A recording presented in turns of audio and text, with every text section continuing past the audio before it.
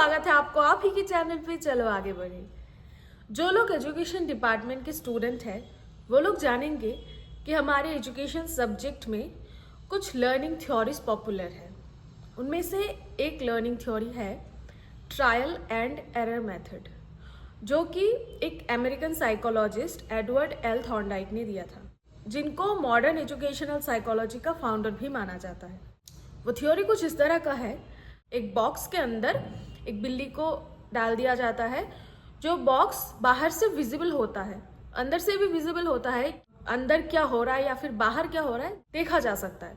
तो उस बॉक्स में एक दरवाजा भी है, जो कि उस दरवाजे को खोलने के लिए अंदर एक स्विच होता है। अगर वो स्विच बिल्ली दबाएगा तो वो दरवाजा खुल जाएगा और वो बाहर आ सकता है। बाहर कुछ मछलियाँ रख दिया जाता है, जो कि हम जानते हैं कि बिल्ली को मछली बहुत पसंद है। फर्स्ट ट्रायल में बिल्ली को बॉक्स के अंदर डाला जाता है और दरवाज़ा बाहर से बंद कर दिया जाता है। ऐसा नहीं कि लॉक कर दिया जाता है, बस उसको बंद कर दिया जाता है। बिल्ली को तब फिश की बहुत ज़ोरों से स्मेल आती है और बिल्ली तब देखता है कि अगर इस बॉक्स से बाहर निकला जा सकता है तभी मछली को खाया जा सकता है, वरना नहीं। और तब बिल्ली इधर उधर देखता है कि कुछ है क्या दरवाज़ा खोलने के लिए, मैं इस बॉक्स से बाहर निकल पाऊंगा क्या नहीं। तो रैंडमली वो इधर उधर देखता रहता है, इधर उधर नोचने लगता है।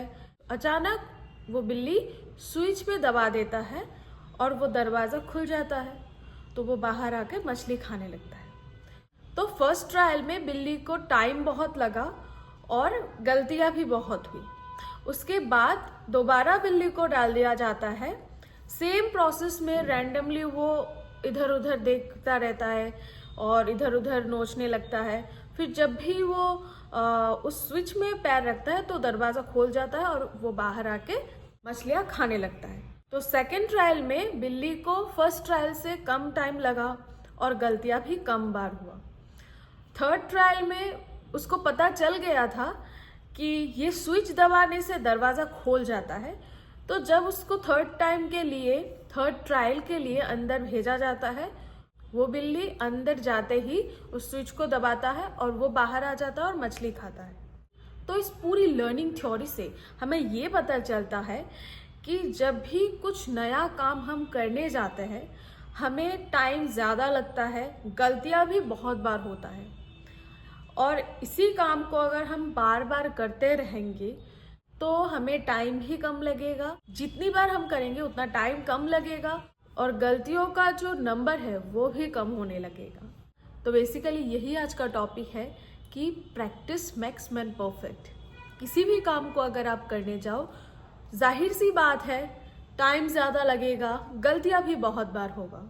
जब मैं खाना बनाने लगी थी पहली बार शादी के बाद, पहले तो एकदम भी अच्छा नहीं होता था, बस खाया जा सकता था, खा लेते थे।